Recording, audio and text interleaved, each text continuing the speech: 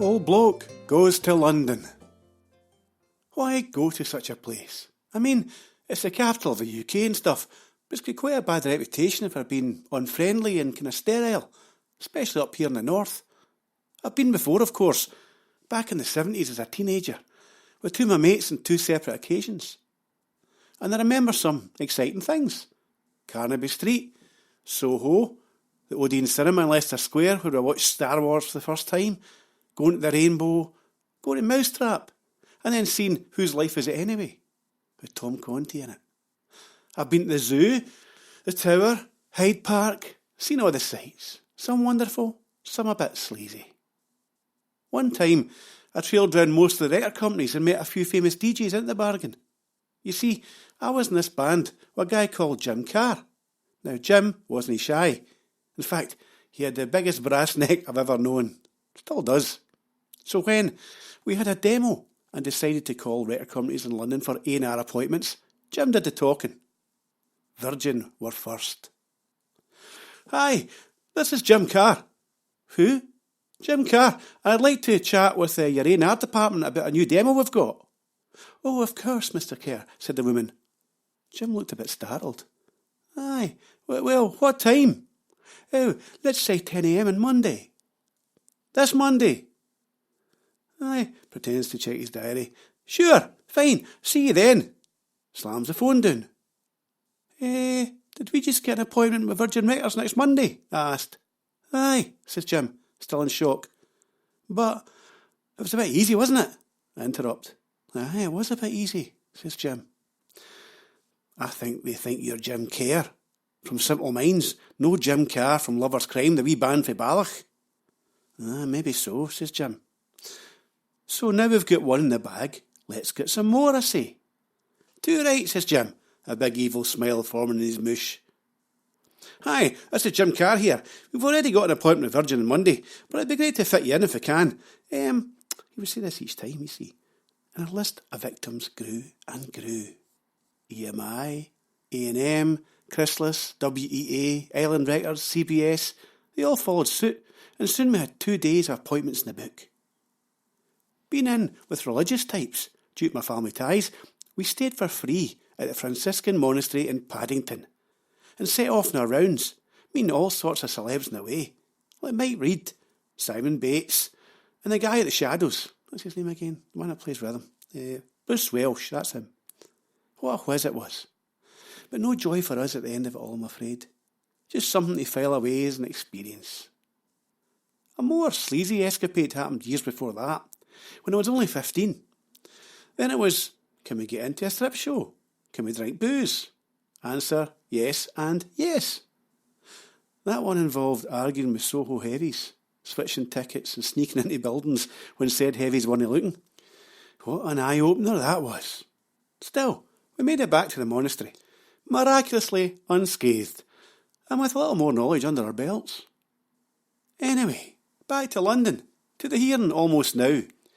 You see, after all that stuff back in the 70s and 80s, as time ticked by, if you like, the capital became a fictional place, only seen in the news when something political or tragic happened, or both, like Brexit. This time, I had 2 reasons to go down. Firstly, to see my eldest boy, who works there now, and secondly, to attend a Christmas drinks do, held by my screenplay and book agent. Family and networking, I guess. The drinks reception was held in Greek Street in Soho, next door to the theatres, and in a place that felt as if it was straight out of the 60s, the Union Club, with its dark burgundy walls, twisting stairs, attentive private club-type staff, and its deep leather chairs. I could imagine Mr. Holmes sitting in a stuffy alcove, reading the Times, or perhaps Michael Palin holding court in the corner.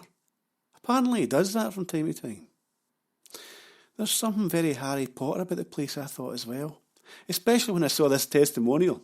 It kind of made sense then. It said, "A haven of calm amidst the madness of the West End. Thank you." That was Daniel Radcliffe that said that. Anyway, I was ushered in after saying the magic words, SMA talent, and pointed in the direction of an upper room where Olaf awaited us, drink in hand. Canopies and chat abounded, and soon I met quite a few of my, up until now, unknown colleagues, fellow screenwriters like Isaiah Joskijethi, who worked on Bend It Like Beckham, the musical, and various other film and TV things. She was lovely, and so young. Jings, what was an old duffer like me doing here? Then there was composer Hannah Wilmer, who's worked on all sorts of TV and film things too, as a violinist and a soundscaper. Full of drive and talent. Check out her compositions on Spotify. I can't wait to see where she ends up. A few other standout guys were there too. A guy called Jean-Paul Martinez, a film director who's just finished a year-long documentary on the Dalai Lama, which premieres in India soon. And there was Roger A. Price, a screenplay writer just like myself, who was an ex-inspector of police and a character. We chatted about procedure and about getting that big break that we both, I guess, needed.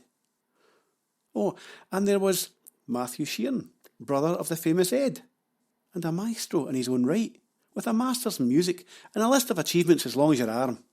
He does much of the orchestration in Ed's stuff as well, which must mean he's, no skint, I mean, I thought. I'm really enjoying working with SMA talent. Olaf and his wife Carolyn have an amazing pedigree when you read up on them, and they're so nice with it. So much talent in one room. I barely scratched the surface. The whole experience was definitely one I will never forget, and it made me want to succeed more, hone my stories and screenplays, and yes, probably write a bit more about what I know. Give Olaf more to work with. Then, it was off to the north to see my boy in Finchley. Tightly packed underground trains and all that American Werewolf in London subway stair drama and paranoid thoughts of things going wrong in enclosed spaces were all going through my head. But soon, it was off the sardine can and up into the darkness. My boy Ryan, waiting for me at his door. A nice chat and dinner came next, and the block bed, which was actually quite comfy, especially after a few wee glasses of bubbly. The next day, I had a date myself, in the big smoke. So, I was a bit kind of naughty. I booked a lunch at Petrus, Gordon Ramsay's restaurant in Kensington. The next day was sunny and dry, so I decided I would walk as much as I could and avoid the tube, if possible.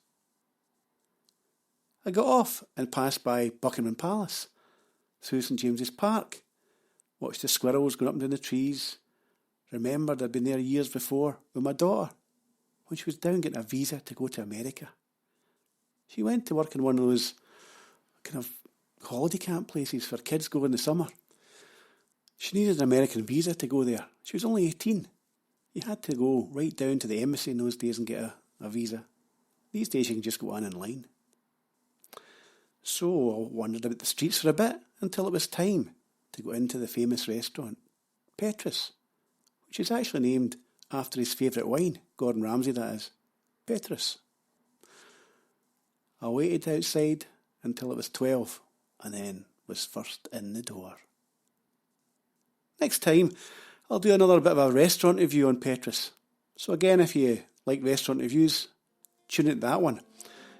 It was quite an interesting experience. Remember, Old Bloke Goes running is everywhere.